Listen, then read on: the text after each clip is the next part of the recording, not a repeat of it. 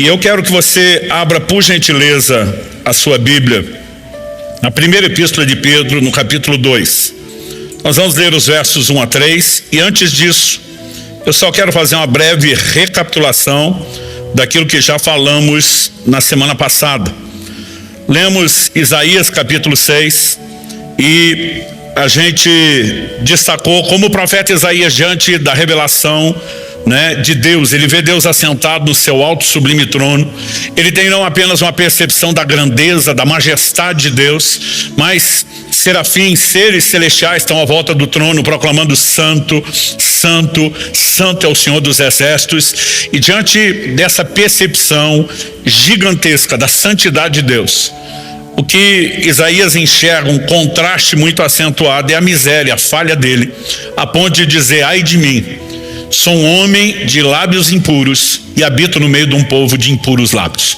E a gente percebeu que essa expressão, chamada por Isaías de impureza, ela na verdade é apresentada nas escrituras como pecado.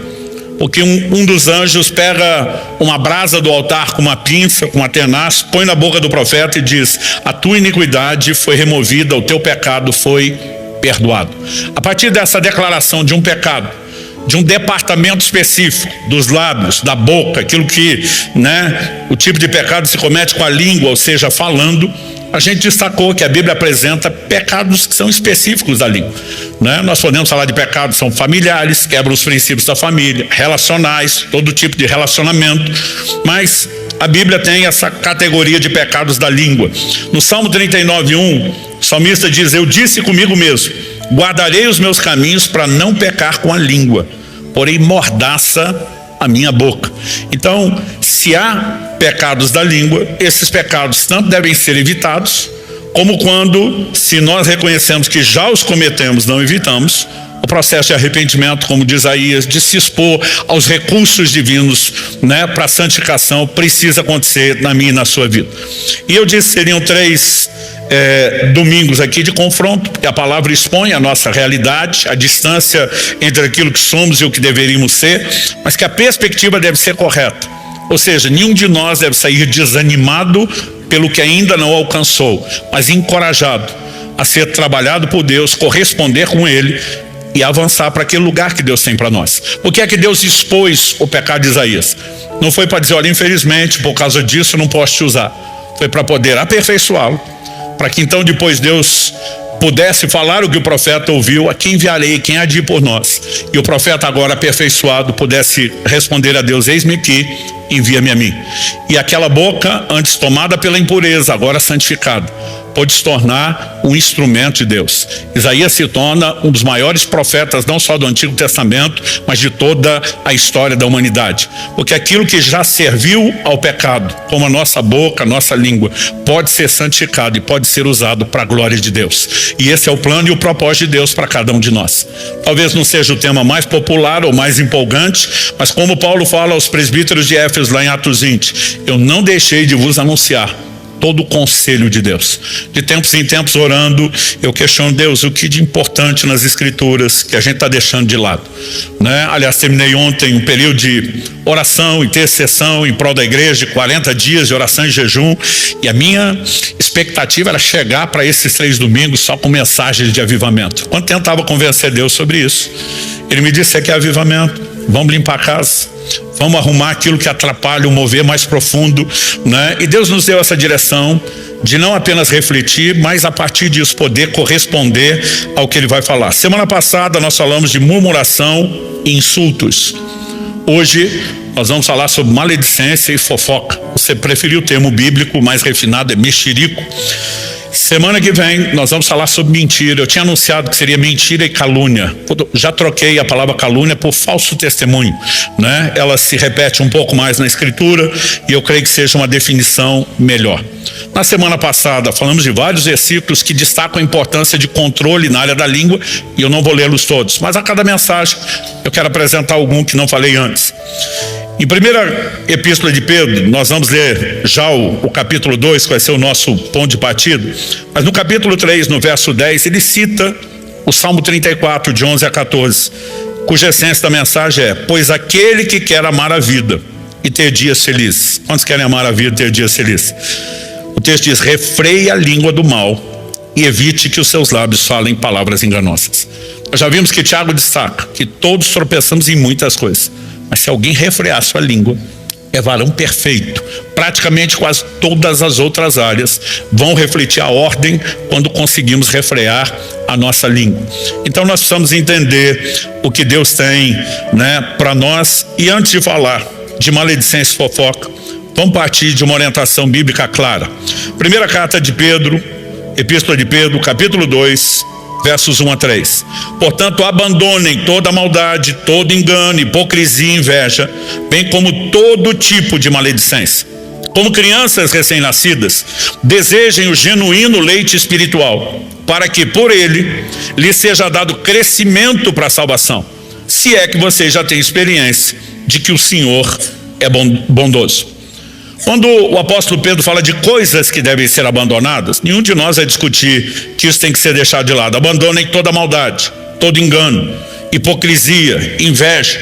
Ninguém vai relativizar e dizer: está tudo bem ser um cristão com tanto de maldade, com um pouco de engano, com inveja, com hipocrisia. Mas ele diz: bem como todo tipo de maledicência. Aqui ele diz não apenas que a maledicência tem que ser abandonada, ou seja, era uma prática antes da conversão, mas a gente vai ter que se livrar dela, mas ele ainda usa a expressão todo tipo de maledicência, porque pensa em algo que vai tendo desdobramentos. Aliás, quando a gente fala dos pecados da língua, eles se misturam muito. A gente vai fazer algumas definições aqui para tentar separar um do outro, mas eles se mesclam demais. Alguém me perguntou esses dias: pastor, qual a distinção de murmuração e maledicência? Falei: murmuração, que falamos semana passada, normalmente nós estamos reclamando de coisas, de circunstâncias, pelas quais deveríamos ser gratos a Deus.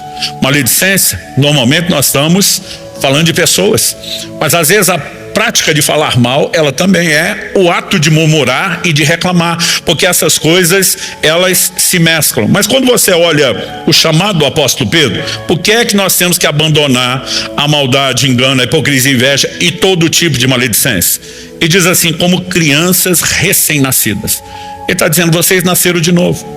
Se você voltar alguns versículos antes, que é o final do capítulo 1, a gente foi direto para o início do capítulo 2, ele diz, por exemplo, no verso 23, porque vocês foram regenerados, não de semente corruptível, mas de semente incorruptível, mediante a palavra de Deus, a qual vive e é permanente.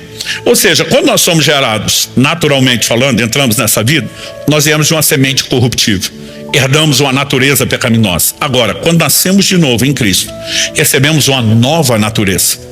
E essa vem de uma semente incorruptível. Aliás, o apóstolo Pedro vai falar na sua segunda epístola que nós nos tornamos participantes da natureza divina. E agora nós estamos nos despir do velho homem, o antigo comportamento, e nos revestir do novo homem, o novo comportamento, que reflete o que? A nova natureza.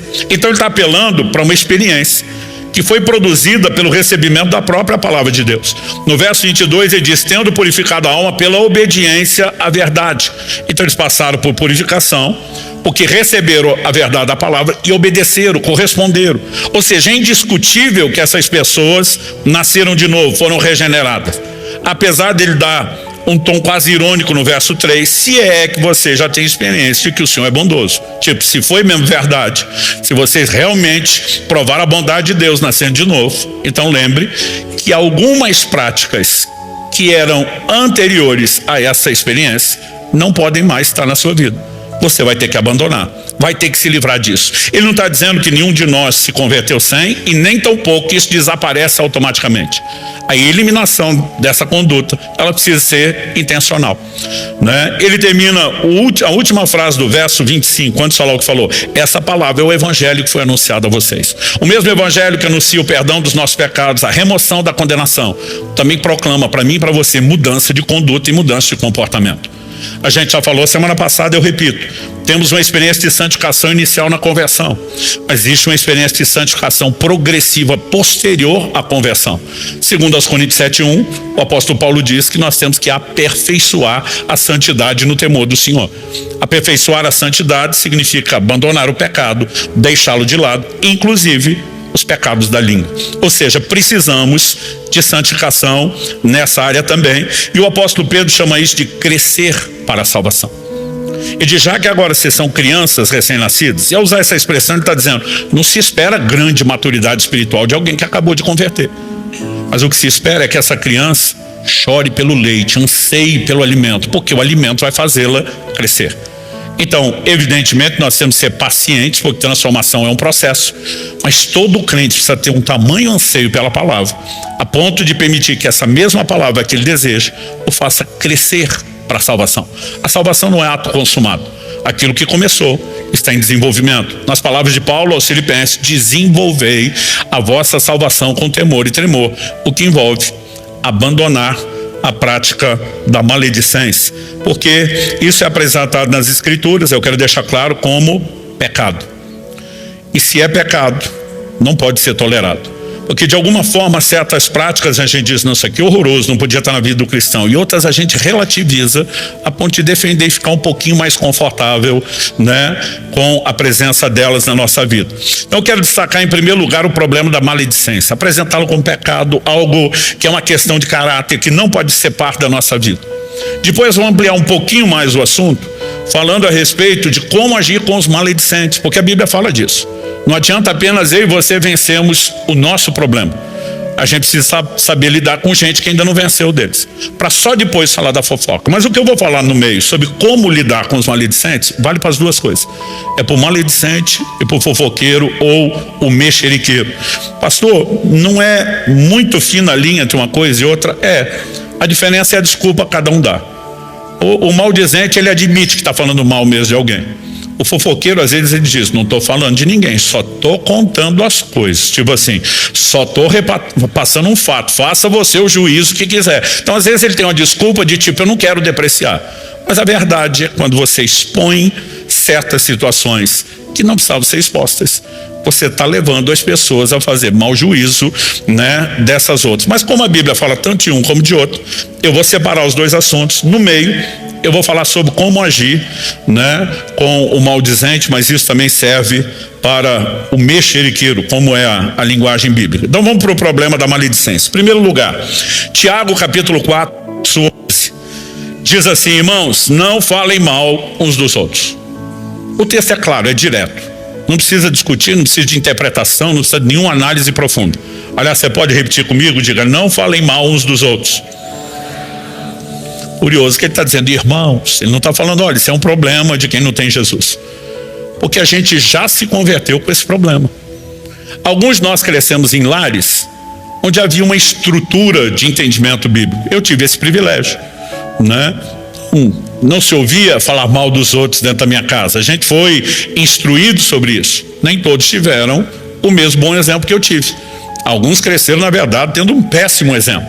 Mas eu descobri que mesmo quem foi ensinado sobre o que é certo teve bom exemplo, descobre que a maledicência tem uma outra raiz, é a sua natureza pecaminosa. E a inclinação a cometê-la está dentro de todos nós. Então alguns, né, vamos ter que simplesmente lidar com um tipo de história, outros com outros.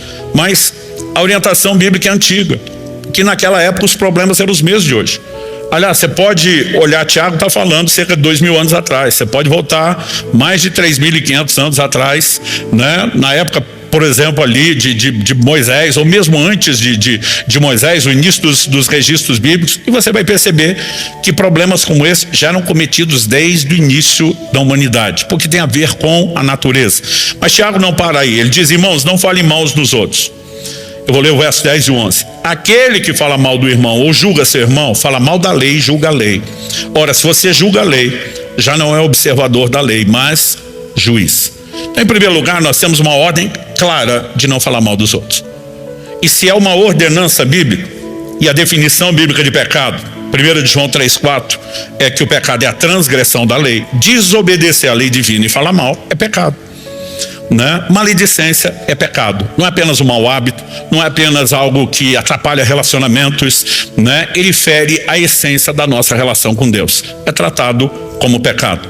Além de ser uma quebra direta, uma ordem de não falar mal, é a desobediência também de um outro aspecto, porque eu e você não somos apenas ordenados a controlar nossa língua a ponto de não falar mal, nós somos também orientados a falar bem, não só orientados, é uma ordem.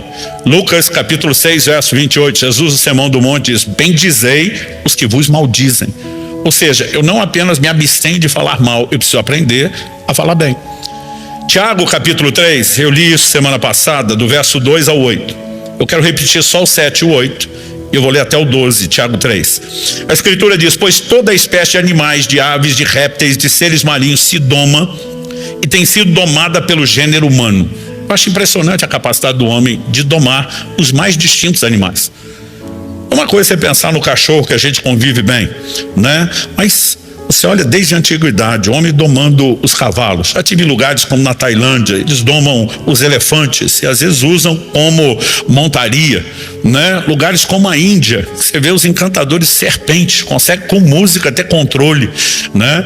Em parques temáticos ao longo do mundo, você vê os animais marinhos, orcas, golfinhos sendo adestrados, e a capacidade do homem de domar os animais é incrível. Mas Tiago diz: mais a língua, homem nenhum consegue domar, é mal incontido, cheio de veneno mortal. Alguns, além do veneno da língua, ainda correm para fora no canto da boca.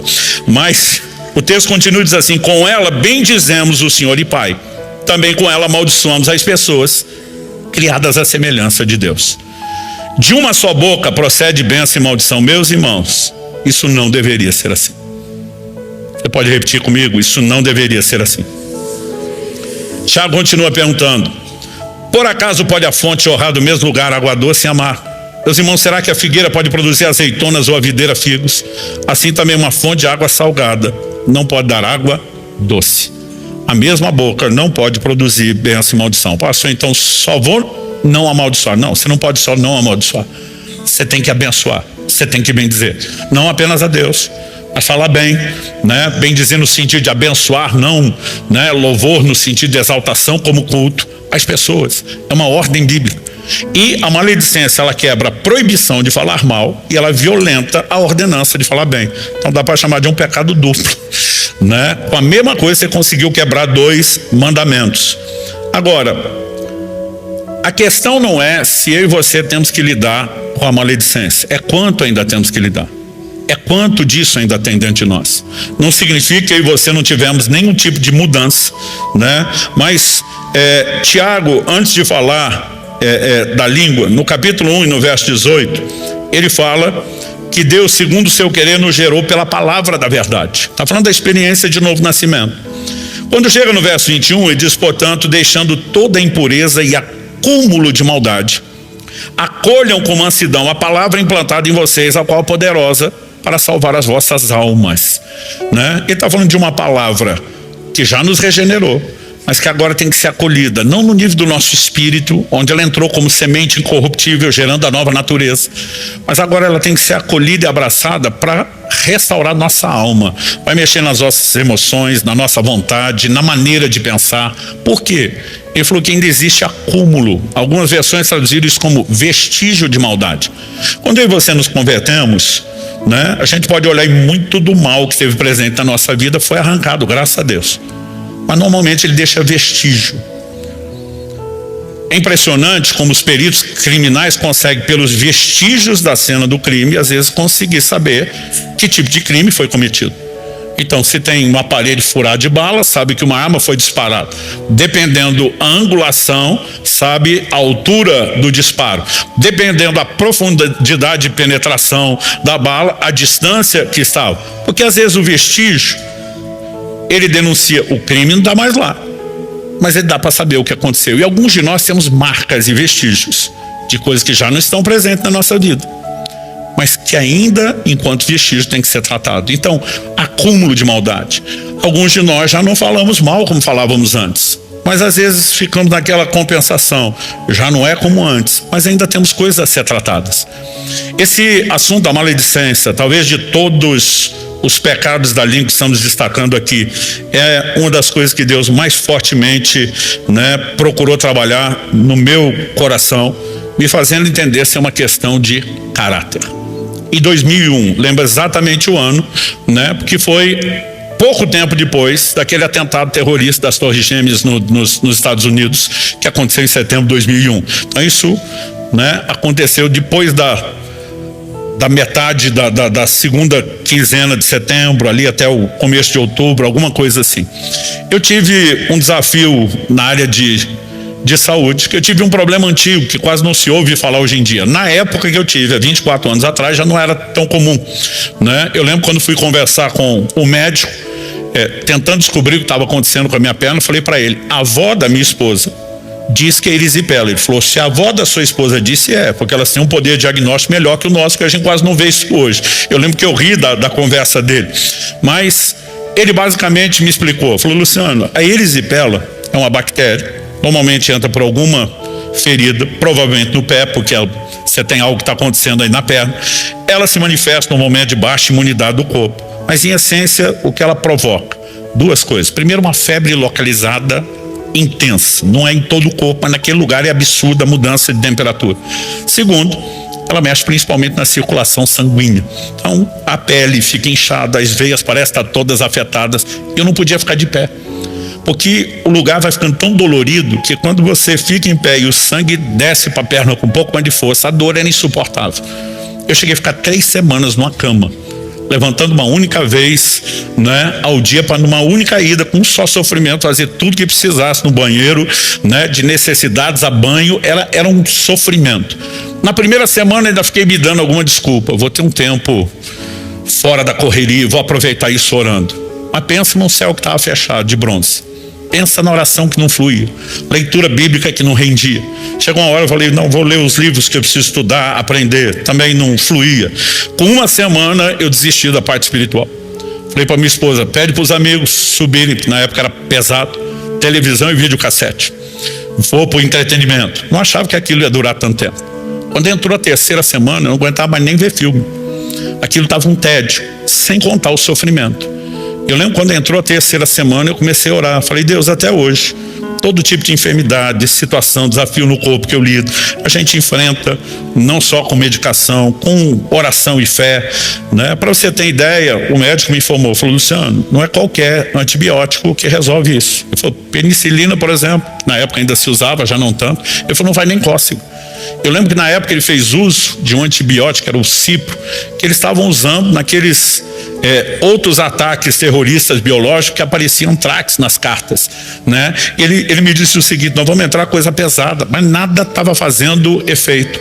E eu estou ali desabafando com Deus, falei, não estou entendendo o que está acontecendo, não estou entendendo porque eu não resolvo isso nem com medicamento, muito menos coração e fé, que é a minha maior ferramenta, não estou entendendo por que a parte espiritual não flui. Eu estava ali só me queixando com Deus. Tem hora que a gente não sabe, chama de oração ou choração, né? E eu estava naquele momento, o Espírito Santo falou comigo de uma maneira muito clara. Ele diz, você está sendo ferido por um ataque maligno, porque você mesmo deu brecha e lugar a isso. Eu levei um susto. Eu falei, eu dei brecha.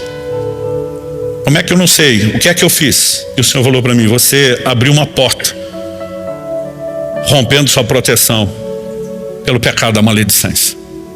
Primeira coisa que eu pensei, então metade da cidade tinha que estar de cama. No mínimo, para ser generoso, metade da cidade. O Espírito Santo na hora falou, metade da cidade não tem a luz da palavra que você tem.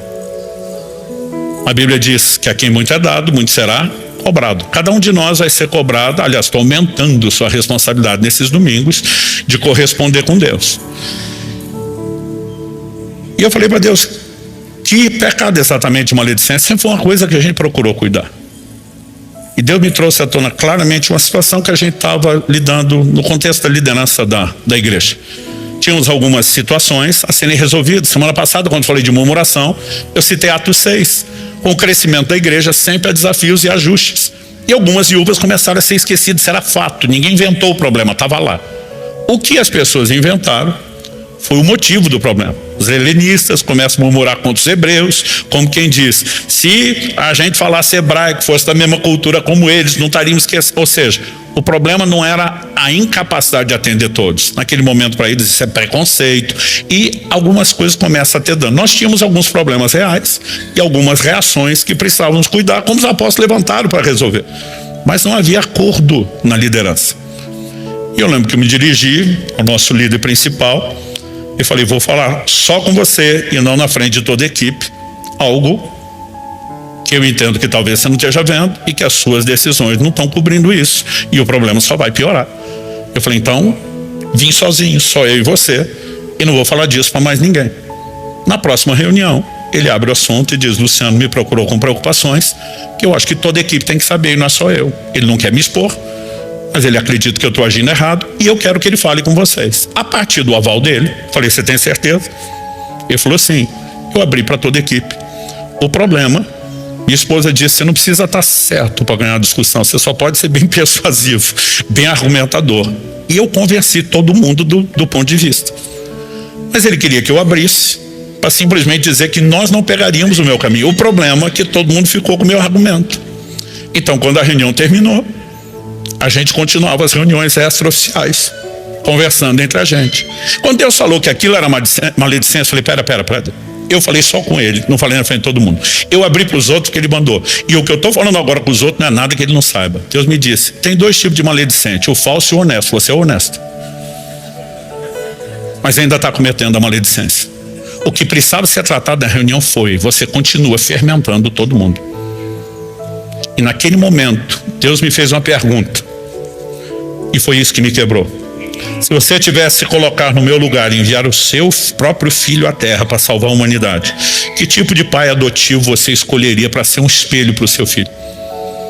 Quais características você esperar nele? Puxei a folha de papel e comecei a escrever. Não deu uma coluna, fiz a segunda, fiz a terceira. Tudo quanto é bom adjetivo que você imaginar, eu tentei nomear naquele pai, porque eu pensei: se fosse para ser pai do meu filho, já seria exigente. Mas eu, pensando como Deus, o padrão tem que ser completo.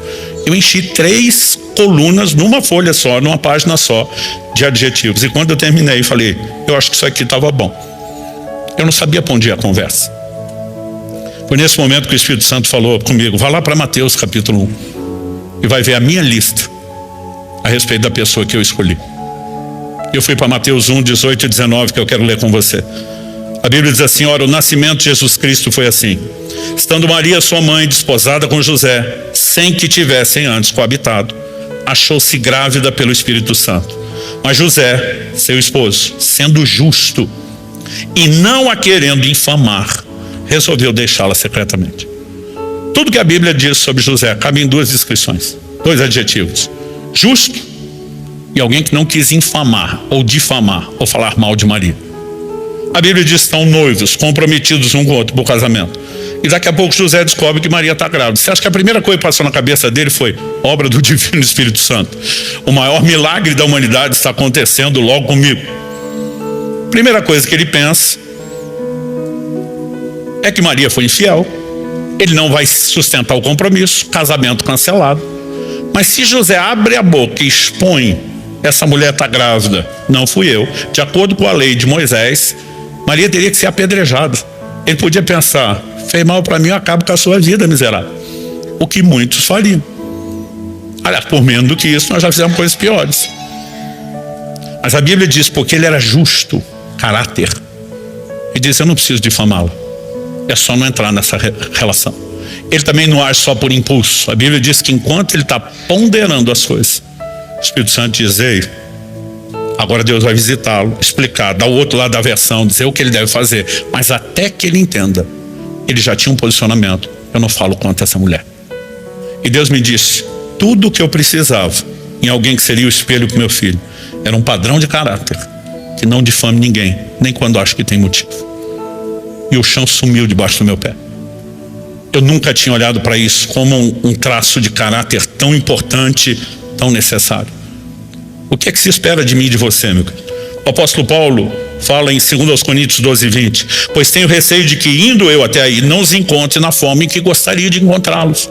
Epístola onde está trabalhando o aperfeiçoamento da santidade. E diz assim: que haja entre vocês briga, inveja, ira, egoísmo, difamação, intriga, orgulho, tumulto. Todo o resto a gente iria, encrenca. Mas por que a gente aceita a presença da difamação no nosso meio? Como se fosse algo que deveria ser encontrado nas nossas vidas. Gente, pecado, falta de caráter, gera não apenas desconexão na comunhão com Deus, problema com os irmãos por corpo de Cristo. Mas qual as consequências? Até que ponto insistir nesse pecado pode nos levar? Primeira carta de Paulo aos Coríntios, capítulo 6, de 9 a 11. Vocês não sabem que os injustos não herdarão o reino de Deus? Não se enganem. A frase não se engane, ele está falando para os crentes. Nem morais, nem idólatras, nem adúlteros, nem afeminados, nem homossexuais, nem ladrões, nem avarentos, nem bêbados, nem maldizentes, nem roubadores herdarão o reino de Deus. Alguns de vocês eram assim. O problema nunca foi o passado. Ele diz, mas vocês foram lavados, santificados, justificados em nome do Senhor Jesus Cristo e no Espírito do nosso Deus. O problema não é se no passado você foi roubador, se você foi imoral, se foi idólatra, se foi bêbado, se foi avarento. A questão é, depois da conversão, vai se manter nesse lugar? Vai voltar para isso agora? E no meio da lista, ele coloca os maldizentes. Ou seja, eu e você precisamos olhar para isso com seriedade. Enquanto a gente fica tentando justificar e dizer que não é tão sério, não é tão problemático, não é tão pecaminoso, não tem consequência, nós não vamos vencer nessa área. Os maledicentes não fazem mal só aos outros, eles estão fazendo mal a si mesmos. Provérbios 13:3 diz, quem vigia suas palavras conserva a sua vida, mas o que fala demais arruína a si mesmo. Então ele não está gerando problema só para os outros, ele está trazendo uma desconstrução para a sua vida espiritual, não só relacional. Quando me recuperei da erisipela, e foi muito rápido depois do arrependimento, eu fiquei com uma cicatriz que eu vou lembrar para sempre do assunto. Porque a febre localizada, como eu disse, era tão forte que minha pele necrosou, queimou de dentro para fora. Então, o organismo precisou repor no local específico toda a pele. O médico que estava me acompanhando falou, não tome sol, isso é pele nova de bebê, vai reagir diferente do resto. E eu ficava de bermuda na sombra, sem perceber que o mormaço teria o mesmo efeito. Nos primeiros dias ele já olhou e falou, cara, você está expondo isso. Não, eu estou na sombra. Ele falou, mas você está sendo afetado pelo calor. Você tinha que estar enfaixando, protegendo isso até recuperar bem. Vai ficar manchado. Ainda dá tempo de reverter, porque está pouco, começou. E recomendou a pomada. Falei, não, doutor, não precisa preocupar com isso, não. Você não tem noção do como essa minha canela é escura. Quando eu saio de bermuda, todo mundo fica olhando, o que é aquilo. E eu tenho um lembrete pro resto da vida. Não entregue a sua língua à maledicência, nem que seja honesta. Vamos avançar. Pastor, quando a gente aprende o que o senhor aprendeu e começa a não entregar a nossa língua, mas temos que lidar com gente que não entendeu isso. Então vamos falar sobre como agir com os maledicentes. Primeiro conselho bíblico, afaste-se deles. Eu não sei se a gente chama de conselho ou ordenança, que tem mais peso. Primeira carta de Paulo aos Coríntios, capítulo 5, de 9 a 11. Na outra carta já escrevi a vocês que não se associassem com os impuros. Diga comigo, não se associar. Ele continua e diz, refiro-me com isso não propriamente aos impuros desse mundo, aos avarentos, ladrões ou idólatras, pois nesse caso vocês teriam de sair do mundo. E eu e você fomos chamados para ser luz do mundo, sal da terra. Não dá para simplesmente dizer, a gente não tem nenhum tipo de contato. Olha o que ele diz, mas agora, escrevo a vocês que não se associem com alguém que, dizendo-se irmão, ou seja, tendo passado pela experiência do novo nascimento, for devasso, avarente, idólatra, maldizente, bêbado ou ladrão, nem mesmo comam com alguém assim. A ideia de evitar a pessoa não é descartar quem tropeçou. Se você pegar o conselho que Paulo dá nas duas epístolas, ele vai falar sobre pessoas que precisavam ser isoladas pelo pecado que cometeram, Mas o apóstolo Paulo vai dizer que eles precisavam de um processo de disciplina, mas ao mesmo tempo não poderiam ser consumidos por excessiva tristeza. Então, se você pega o ensino de Paulo, além da epístola aos Coríntios, ainda vai dizer, trate como irmão, não como inimigo. Mas havia uma medida que visava levar a pessoa a refletir sobre os seus atos e poupar, porque quando você deixou de ser influência e insiste no contato, provavelmente você vai acabar sendo influenciado. Então, nós precisamos entender que é uma orientação bíblica clara. Afaste-se deles. Porque, entre outros motivos, algo que a Bíblia nos ensina é não alimentar o fogo da maledicência. Provérbios 26, versos 20 e 21.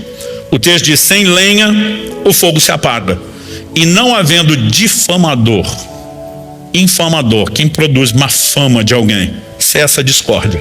O que o carvão é para as brasas e a lenha para o fogo, o briguento é para acender uma discussão. Então vamos pegar aqui vários tópicos abordados no mesmo assunto: difamação, discórdia, briga e discussão. Em outras palavras, ele está dizendo, se você ficar botando lenha para o fogo, carvão para as brasas, o fogo não apaga nunca. Pelo contrário, você alimenta. Então o que a Bíblia nos orienta é não alimentar o fogo. Em vez de alimentar, extinguir. Como? Em primeiro lugar, nós não podemos dar ouvidos. Paulo escreve a Timóteo e diz: não dê ouvidos a fábulas profanas de velhas caducas. Gente, se fala bobagem desde os tempos antigos. E alguém que não tem controle sobre o que sai da boca dos outros pode ter controle sobre o seu ouvido. Porque alguns de nós não estamos pecando com a boca, mas estamos pecando com o ouvido. Por quê? Se a gente não ouvir quem quer falar mal, a coisa acaba. Mas o problema é que nós damos ouvido. E depois dá ouvido, a gente passa para frente. E aí a gente peca com a boca. E o quem nos ouve, peca com o ouvido. E depois ele vai pecar e o fogo, ele vai se retroalimentando. Na verdade, quando a Bíblia fala para não se associar, não é só não ouvir, porque a gente poderia estabelecer limites. Isso você não fala, mas eu até convivo. Mas a Escritura, ela nos mostra que o convívio com pessoas cujas práticas são questionáveis se torna cumplicidade. Então a gente não deve dar ouvido, a gente não deve andar junto. Daqui a pouco vou falar sobre isso no mexerico, mas a Bíblia mostra que nós temos que repreender a pessoa que está no erro. Não repreender também a cumplicidade. Agora, quando você pensa nesse desenho, gente, me explica como é que justifica o que nós fazemos hoje, porque problema de relacionamento existe desde sempre, gente. Só que o problema hoje é que nós vivemos dias de globalização com um mundo que está totalmente virtualizado. Agora me ajuda a entender qual o sentido de eu e você como cristãos ficar dando atenção a maledicência e fofoca por meio de posts nas redes sociais, por meio de vídeos no YouTube, notícias de sites. O pior é que os crentes têm desculpa para isso. Eu lembro de uma reunião que eu cheguei de pastores e fui participar de uma conversa e estavam falando mal de outros ministros, não estavam ali. Falei, gente, vocês já vão começar pecando? Não, a gente chama isso aqui de atualização ministerial.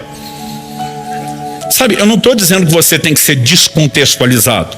Me parece que Jesus era bem contextualizado. Quando alguém foi comentar com ele, o senhor está sabendo do sangue daquelas pessoas que Pilatos matou, misturou com o sacrifício deles? Jesus estava a par. Ele disse, não pensem vocês que eles eram mais pecadores que os demais. Se vocês não se arrepender, vão perecer de igual modo. Jesus responde, e aqueles 18 sobre os quais desabou a torre de Siloé? Então parece que Jesus lia o jornal da época. Ele estava contextualizado. Eu não estou falando de você isolar, mas existe hoje uma pressão, gente, que nós temos que controlar tudo e falar de tudo.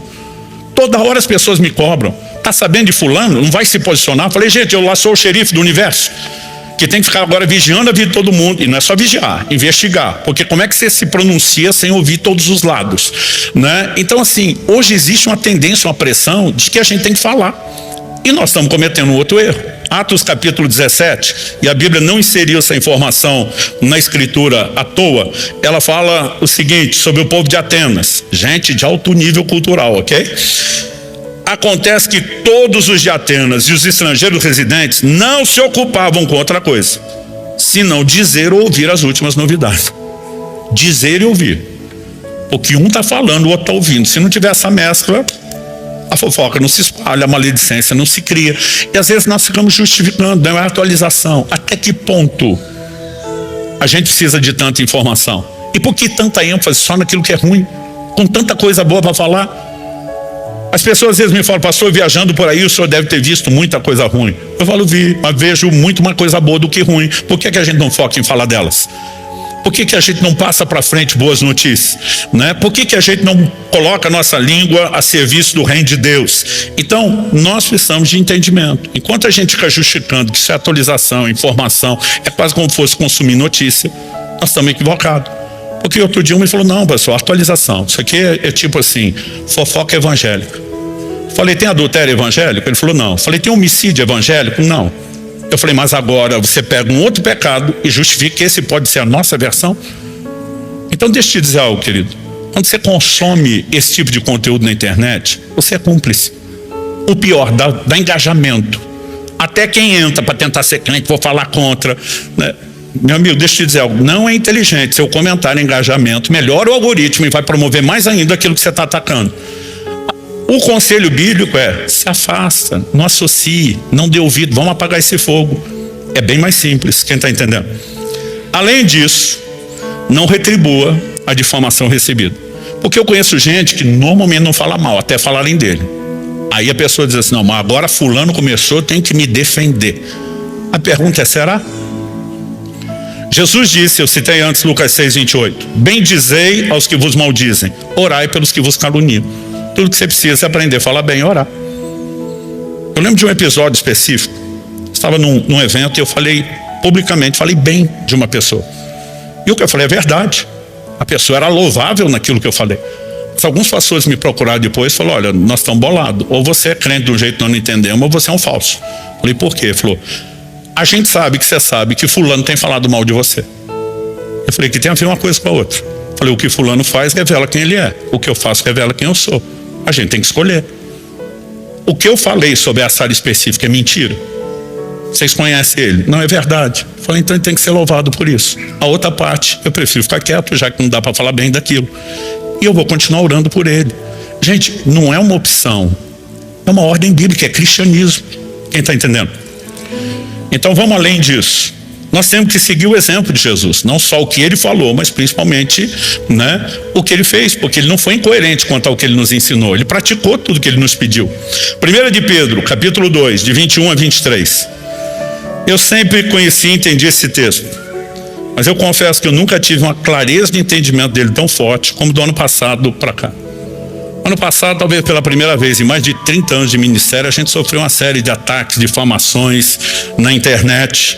E às vezes você descobre que está pregado na cruz com velcro, que é fácil você tentar sair, né? Eu estava com a vontade de me defender, de me explicar, de dar o posicionamento público que todo mundo pede. Enquanto orava sobre o assunto, o Espírito Santo me guiou esse texto. 1 de Pedro 2, 21 a 23. Porque para isso mesmo vocês foram chamados. Pois também Cristo sofreu no lugar de vocês, deixando exemplo para que vocês sigam os seus passos. Você pode repetir isso comigo? Diga, deixando exemplo para que vocês sigam os seus passos.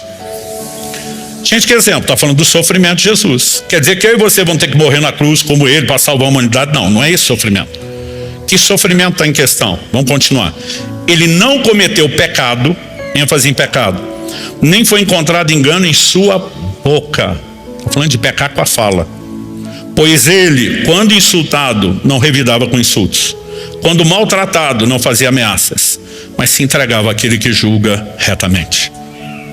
E naquele momento o Senhor me disse, você vai fazer o que sua carne quer, que as pessoas estão te cobrando, ou o que eu espero de você? Eu falei, eu achei que era para ser mais fácil fazer o que o Senhor espera de mim, né? Mas bora orar pelas pessoas, bora falar bem delas, bora interceder, não devolver insulto com insulto. Nós estamos falando de uma doutrina bíblica e nós vamos ter que crescer nisso. Pastor, mas não dói ficar quieto sem se defender? Mais do que eu imaginava. Mas nós queremos um sorriso no rosto de quem? Só no nosso, aleluia, me defendi, ou no dele? Hashtag fica a dica. Para a gente terminar, vamos falar um pouco da questão da fofoca, do mexerico. Levítico 19, 16. Eu quero ler o verso 16, 17 e 18, porque eles se relacionam. Mas eu vou começar com 16. Não ande como mexeriqueiro no meio do seu povo, nem atente contra a vida do seu próximo, eu sou o Senhor. Olha a ordem que Deus dá. Não é para andar como mexeriqueiro, fofoqueiro ou atualizador de eventos, notícias e episódios que estão ocorrendo. Não atente contra a vida do seu próximo. Deus está dizendo isso é fazer o mal. Na sequência ele diz, não guarde ódio no coração contra o seu próximo, rancor, mas repreenda-o e não incorra em pecado por causa dele. Então primeiro, se meu irmão fez algo contra mim, o erro dele não me dá nenhuma justificativa para eu cometer o tipo de erro ou pecado. E eu agora encho o coração de rancor, de mágoa, de amargura e não perdoo, eu também vou pecar. Talvez não com o mesmo pecado que ele. Mas quando a Bíblia diz, repreenda-o para não incorrer em pecado, Deus está dizendo, quando eu vejo pecar, falando mal de outro ou fofocando, empresto a ele meu ouvido e não confronto ele, eu sou cúmplice. É pecado de cumplicidade. Ou seja, nós não apenas não devemos estar ouvidos, como deveríamos estar repreendendo. Como é que nós lidamos com isso? Na sequência ele ainda vai dizer assim, não procure vingança, nem guarde ira contra os filhos do seu povo, mas ame o seu próximo, como você ama a si mesmo, eu sou o Senhor. Deus está falando que todo esse contexto da maledicência, do mexerico, está relacionado a várias outras questões. A Bíblia vai falar aqui de discórdia, de problema com o próximo, de ira, né, de vingança. Gente, é muito difícil você encontrar alguém que está fria e neutramente só comunicando algo que aconteceu. Sempre tem sentimento envolvido. E às vezes eu não tenho um sentimento direto à pessoa de quem eu estou falando mal, mas às vezes o que ela representa. Então, pessoas que têm problema com paternidade, com figura de autoridade, né? Elas muitas vezes estão repetindo e reproduzindo a dor, que mesmo que não seja direcionada a uma pessoa, é algo que não está resolvido dentro delas. Como eu disse, o exemplo da murmuração de semana passada de Atos 6, temos um problema? Tem. Vamos apresentar o problema, resolver o problema é uma coisa. Agora, quando você começa só a se queixar, espalhar veneno, supondo exatamente qual é o motivo, já tem um sentimento ali dentro. E o problema não é só o que falamos, é que o que falamos, Jesus diz, a boca fala do que está cheio o coração, é o transbordar de algo que está errado lá de dentro. E é isso que tem que ser arrumado, né? Então, nós precisamos compreender algumas coisas. Eu falei que maledicência é uma falta de caráter, né? E quando a gente fala do mexerico, não é diferente. Provérbios 11:13 diz, o mexeriqueiro revela os segredos, mas o fiel de espírito os encobre. A diferença entre o que é considerado fiel, portanto o outro é o oposto, é infiel. O mexeriqueiro, infiel, descobre. O fiel de espírito encobre. Encobre aqui dá o sentido de cobrir, proteger. Então nós não estamos falando, gente, de varrer algo para debaixo do pano. Porque há situações de erro que elas têm que ser tratadas. A pergunta é, tratada onde? Então, por exemplo, se determinada pessoa errou, eu posso repreender a pessoa. Não é contar para todo mundo que ela errou que vai ajudar a pessoa, que vai resolver o problema, e nem tampouco vai ajudar os outros.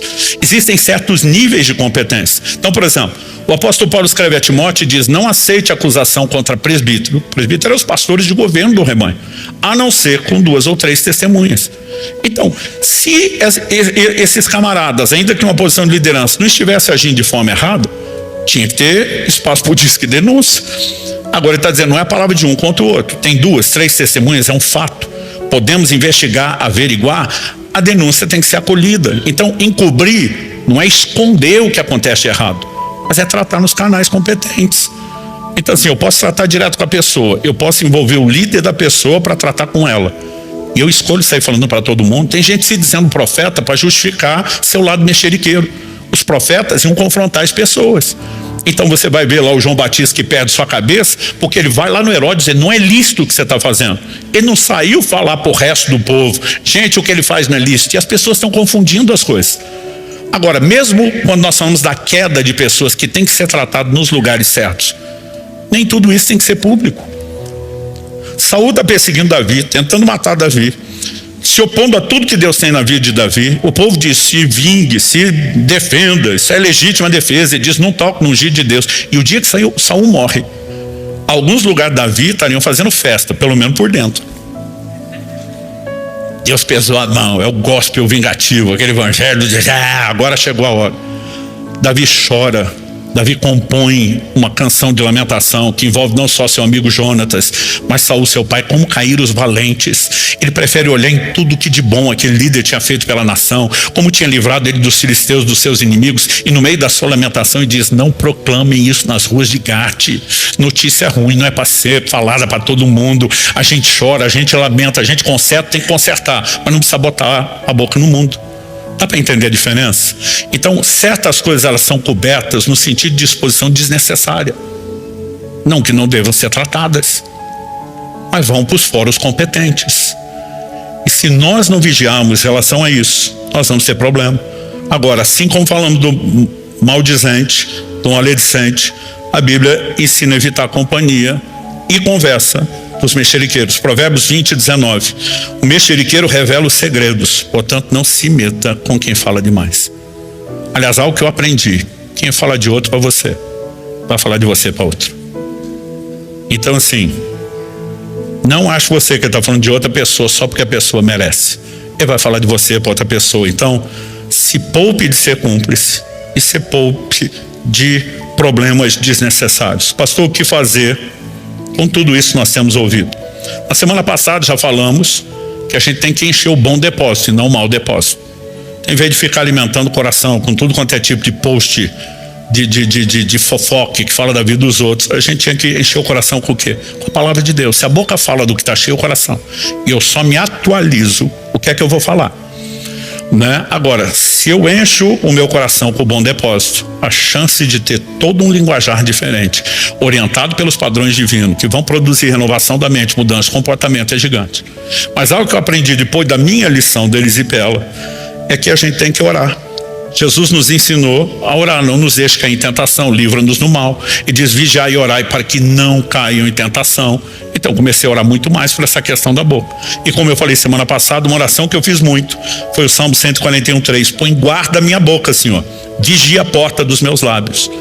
Mas eu destaquei alguns elementos práticos de como lidar com o maldizente, né? Mas a primeira coisa é você entender que maledicência, em toda sorte, seja honesta, falsa, aquela que atualiza informação, toda sorte de maledicência tem que ser abandonada. Então, parar de falar mal é parte do crescimento espiritual.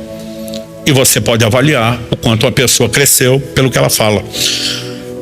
Controle sua língua.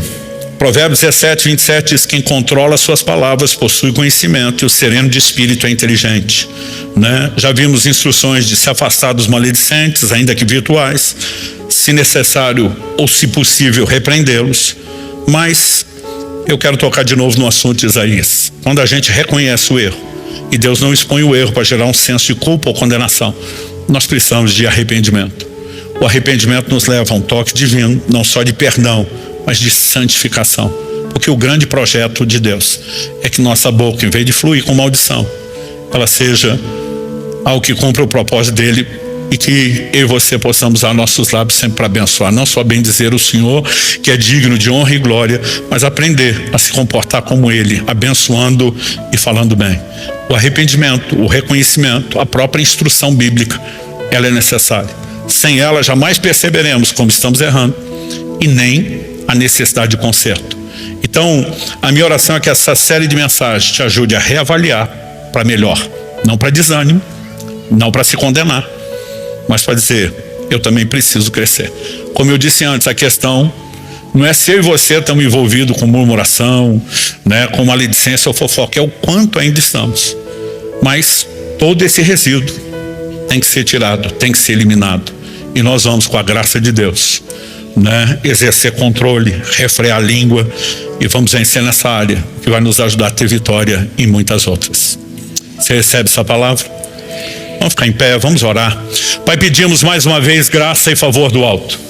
Não apenas que haja compreensão e entendimento espiritual da Tua palavra, indo muito além da capacidade, ó Deus, só de mera compreensão humana, racional, mais do que estímulo emocional. Nós oramos, ó Deus, por aquele nível de compreensão que nos permite não apenas nos examinarmos, mas expostos diante do espelho da Tua palavra, realmente nos enxergarmos para que possamos ser tratados e trabalhados. Nós oramos que aquilo que o Senhor começou continue, não apenas o Teu toque, o Teu trato, o Teu despertamento, chamar a atenção para o assunto, mas o Teu trabalhar nas nossas vidas. Nós queremos Te honrar em todas as áreas. E, Senhor, nós oramos, ajuda-nos, manifesta em nós a Tua graça, porque queremos crescer para a salvação, Te honrando, Te exaltando, Te glorificando, e nos posicionando de uma forma que não apenas o Senhor se agrade, mas que possamos de fato revelar quem o Senhor é para todos os que têm contato com cada um de nós. Eu quero abençoar os meus irmãos, declarar e profetizar que haverá crescimento e vitória nessas áreas, em nome de Jesus e para a glória de Deus. Amém.